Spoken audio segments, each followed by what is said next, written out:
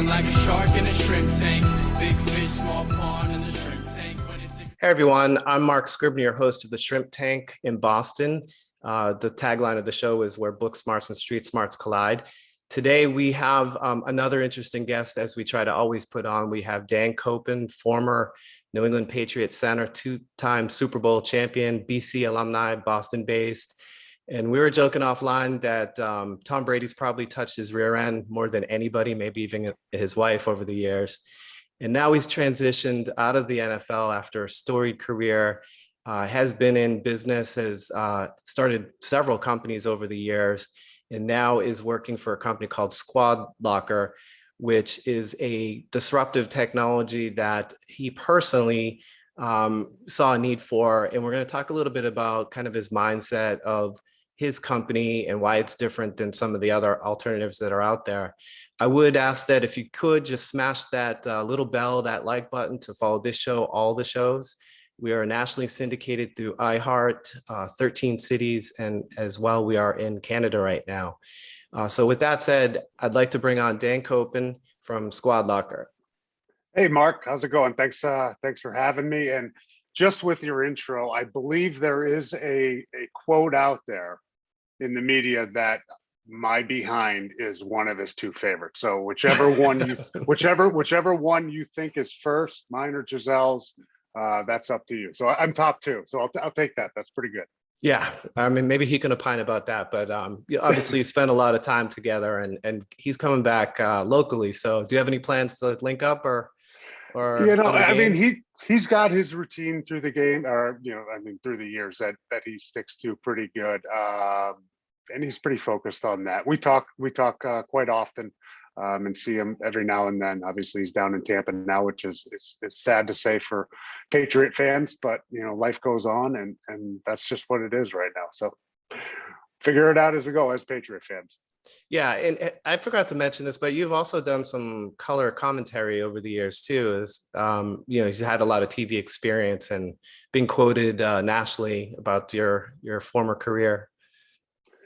Yeah, I think it was a good soft landing into retirement for me. I spent 9 years with the Patriots and ended up getting cut, which most people in the league end up getting cut, and very few of us have a chance to stay with a team their entire career, which consider a blessing if that happens. But I didn't have that chance. Got cut and found my way to Denver. Played for them for one season, signed back for a second year. Unfortunately, tore my ACL in training camp my second year, so I sat on IR the rest of that season. So I knew I was done after the 2013 season. When I signed there, I told my wife, this is it. We talked about it. We're not going to be one of those. We had younger kids at the time and weren't going to be moving them from preschool and back, because we knew Boston, Rhode Island was going to be our home base. So tore my ACL, spent IR watching them on TV from Rhode Island, rehabbing. And then it was kind of like, what are you going to do? I played since I was 7 years old. So, and then you play 5 years of college and 12 years or 11 years in the NFL. That's a long time playing at a high level where what your goal is every day, whether you're in the off season or regular season. What the end goal is. I want to get better as a player. I want to get better as an athlete. And, you want to win football games, whether they're in September or, the first weekend in February for the Super Bowl. And when that goes away, there's a void, and you really don't know how to fill that void. Now, some problems of these players, is financial.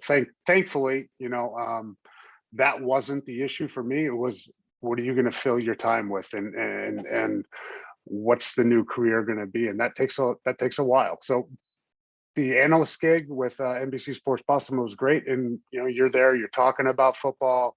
You're there watching the games every Sunday, and you feel like you're involved. Obviously, you're not in the locker room, but it is a good thing maybe to do after, for a couple of years.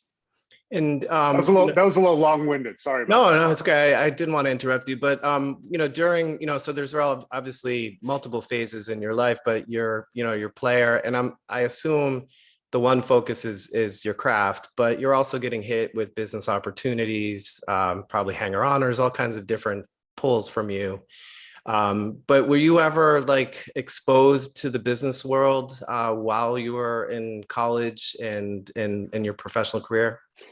I was pretty focused on football, not to say that I knew I was going to play in the NFL in college. I kind of figured after my first year of starting at BC, I'd get a chance to play. I had an accounting degree at Boston College, which I think would have been a good fallback plan for me. I never got into internships. I never got into that definitely during college or during the NFL. And that's kind of one of the couple of the big regrets that I have. I wish I had paid more attention in college. I was an okay student. I got by. I wasn't in trouble, didn't gonna fail or anything like that. But I wish I paid more attention and dedicated a little bit more time to that. And the other thing is I wish I thought about the end game after my career more while I was in the middle of it, whether it be talking with relationships, networking, setting myself up with the right people after that, or maybe thinking about what I wanted to do with that next step. Because when football's gone, that's it. There's no coming back from it, and you just basically start at the ground level and try and figure it out from there. Yeah. So, the tagline of the show, it's the shrimp tank. And but I'm under the belief that you could take someone like yourself, any successful person in your craft, obviously God-given talents, and you need to have the size and the commitment and all that. But do you feel like if it wasn't the NFL, like if you were in accounting with your skill set, your drive, your motivation, that you would achieve, maybe not, it's hard to apples and apples compare Right. Yeah. that kind of, exposure in media, but do you believe, like, you're from the Midwest, like if you plucked Dan Coppen from Rhode Island and moved him to Iowa, that's where you're from, right? I was born. Yeah, I was born in Iowa, and Copen last name is kind of German. It's not. It's pronounced differently than what's spelled. I get that a lot. But yeah, I like to. I hope I can say I would be as successful. I think just playing football and sports in general and team sports especially, you learn so many great qualities that you can carry on with you into your personal life and into the business field, whether it be work ethic, accountability, integrity, discipline. All those things carry on, and there's a lot of talk about especially probably '01 to 2010 and that dynasty the Patriots had, the Patriot way. It's not a Patriot way. It's a way to live your life with your family. It's a way to live your life, through with your business. And those qualities that you get really spill over. And if you apply those and you're dedicated, I don't see why someone or I couldn't have success if it ended up that way. Mm-hmm. So, and what has been the biggest kind of surprise for you, entering into the business world? Because now you're interacting with, all different kinds of people. They have agendas and they have motivation. What's been the biggest kind of takeaway for you so far? I've done a number of different things. Honestly, I think the one thing that you just need to find, and it's hard to find, is you just have to be able to read people. And you have to be able to communicate with people and find out, are their intentions real, or are they just trying to sell me on something? So if you can get down to the person and down to the truth, I think that's the best place to start. Mm-hmm. So I want to talk about SquadLocker because, we actually and I'll probably pull it up just because it's a really cool concept, but could you walk me through what SquadLocker is and kind of what the genesis for the idea, where it germinated? Yeah, it's basically, it's labeled as a software company because our software really is the thing that drives the company. But we're basically an apparel decoration company, and really started out focused. Our founder, Gary Goldberg, had a daughter who went to school late, and she couldn't get a uniform ordered while she got in school. She played a fall sport. She got there a little late. She didn't get it till the winter. And he came from a textile family or textile background, third generation. And he's like, there's got to be a better way of doing this. It's Amazon. It's online ordering. You've got to be able to order, whether it be a T-shirt or a uniform, one on demand and one unit, no minimums, and at any point direct to the player home. So that's basically where it started, and now our focus has been youth sports organization, high schools, schools in general. And now we're branching out more into the corporate world to add that third vertical, but it's about convenience. And that's what SquadLocker allows these teams, these coaches, these teachers to get a little bit back, more of their time back, to focus on their family, to focus on coaching, to focus on mentoring, instead of worrying about, oh, this guy needs a size medium, I've got to order it, I've got to collect it, and now I've got to distribute it. SquadLocker is simply on demand, no minimums, direct to the player or the consumer's home. It's basically Amazon for custom apparel. I'm interested that you said something.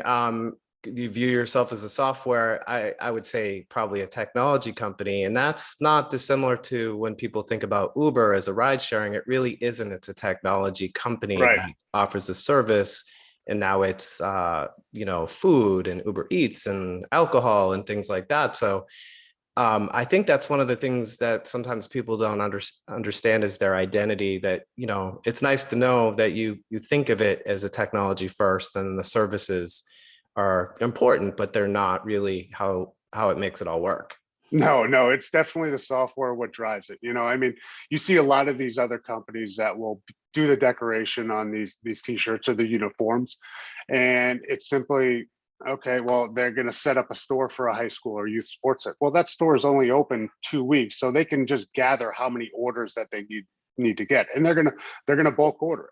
They're going to order a minimum number of shirts, where if you set up a store through us, you can do it yourself online. Or if you call us at SquadLocker and you set up an appointment with account executive, we can set up a store. That store is yours. It's always running 365 days a year, 7 days a week, 24 hours a day. It's always running. If you want one shirt, one printed custom shirt, order one. If you want 100, we can do that too. Yeah. It's whatever. It's about what the customer needs at that time. Yeah, so for me personally, with our company, in the past, what we would do is we would order, say, 100 golf shirts, and we would try to take a guess of, like, not knowing, but maybe, 25 of mediums, 25 of large, and then, how many XLs do we have? And then end up sitting on that inventory, and it doesn't actually go where it needs to go. And that's what's different about your enterprise, is you're not sitting on that inventory. And I think, in fact, from what I understand, you could, if you wanted to send a customer a coupon or something, they can kind of go through the store, pick their own size. So the middle person basically is taken away from the whole experience. And can you drop ship directly to the consumer?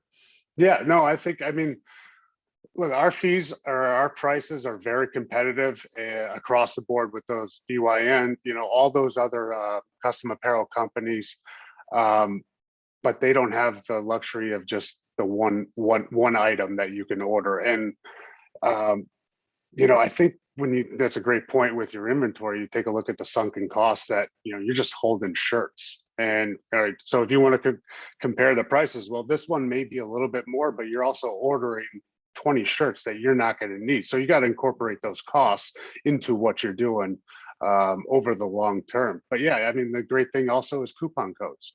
Do you want to send out gifts to a client? The great thing is, I talked to a woman this year with a financial firm as well.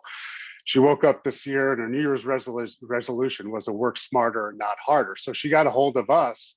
And the one question, or the one problem that she always had, she hated asking other females what size they wanted, because she had to get the size and she had to get it ordered to them, and then she had to deliver it. With SquadLocker, if you get a coupon code, you go, here, I'm going to send you this coupon code. You fill it out. You fill out your information. You fill out your size. I'm not touching it. I don't have to ask. It's kind of an awkward question to ask, especially for a man, asking a woman that. So you fill it out, and yes, it will be dropped. It will be shipped directly to that person. It will be shipped directly to the home of that player who's 6 years old, whether it's a t-shirt or a sublimated uniform, whatever it is, it goes right to the home, and the coaches and that middleman are out of it. And so what are some of the challenges that you have had, in this endeavor with, because it's not always good. And we're obviously trying to impart knowledge to entrepreneurs to, give them skill sets to execute at the level that you guys are now. But What are some of the things that, if you could do them over, or that you've, run as obstacles? Because you're Well, disrupting an existing space, right? yeah, yeah, and it's been existing and it's been done a certain way for a long, long time. I think a couple of the problems that we've had are trying to break into that market and break the old style of doing things. Amazon is a great example of a disruptor that works. It's on demand, it's right to the home, it's convenient, it's quick, and people have been going to it, and not bad. If it's not a bad thing, if that's how you like to do your uniforms or your custom apparel, that's fine. You want to go to the shop down the street, you've been doing that for a long time. I understand that, but there is a more convenient way to do that. And that's SquadLocker. That's the answer to that. So getting that out to them and saying, hey, there's another way, and breaking what's been done for so long. That's been a problem and a challenge. But that's to say we're also a relatively new company, 4 to 5 years old. So we're still getting the word out about what we do. And let's talk about, well, I think probably it's a good idea if I'm going to share my screen and just walk through the store that you created, and just to show how different it is. I didn't get to spend an enormous amount of time on it, but I think it's going to go a long way to, let me see here. So I'm going to beta myself, but again, this is something you created for our company, Yep. which is really cool. And, this is a test beta site with a couple samples of things that, we would have as options. But what I thought was pretty interesting about this, if I came to you and said, hey, I want golf pants, in addition to golf shirts or fleeces, or potentially if I said I want Patagonia versus Nike, or the brands, if the consumer or the client comes to you with a specific brand, the site would be easily modified to give those choices. Is that right? Sure. Yeah. Yeah. I mean, you take a lot of youth sports organizations or high schools. They may be branded, right? They might be Nike, they might be Under Armour, they might be Adidas. We carry all of those vendors. So we could set up your school with whatever branding that you want. The great thing about SquadLocker as well, while we're on branding, is it's very inclusive, right? And you're very dominant towards those bigger sports like football, basketball, soccer, hockey, whatever it is, those sports that are just, the mainstream sports. But when you can able to set up a store with SquadLocker, we're able to bring everything into it, all the clubs, all the sports, everything that's involved, the alumni, and set up a score. So the chess club, the drama club, The boosters, the boosters, the alumni, right. whatever you want, and there might be 2 people in that chess club. It doesn't matter. They could have their own store with Oxygen Financial High School Chess Club.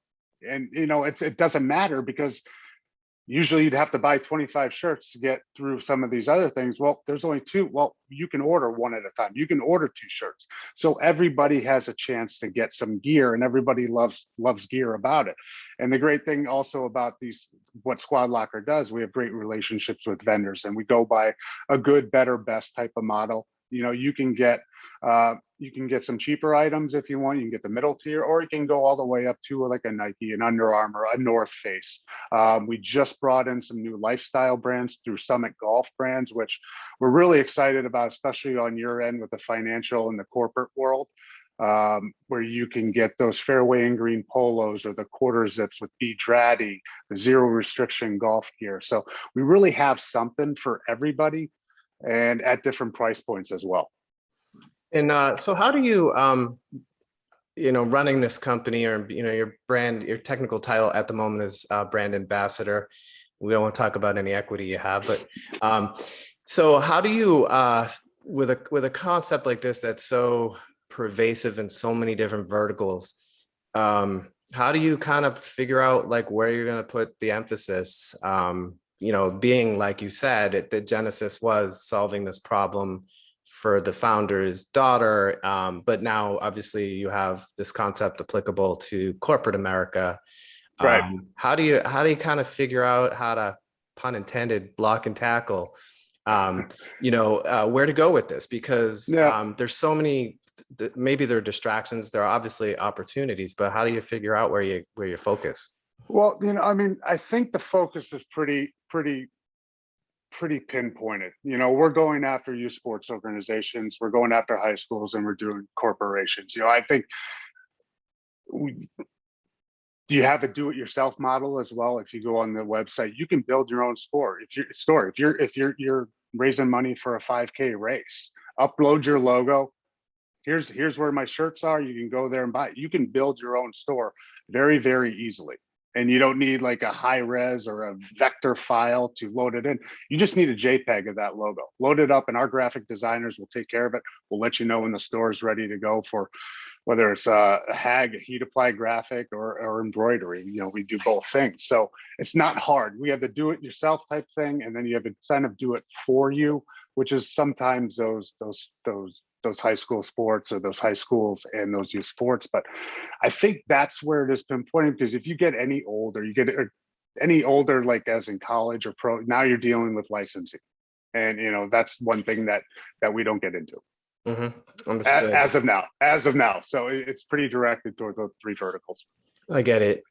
Just like to remind our listeners to smash that like button, the bell, if you want to follow this show, all the shows, Shrimp Tank /Boston is the hyperlink.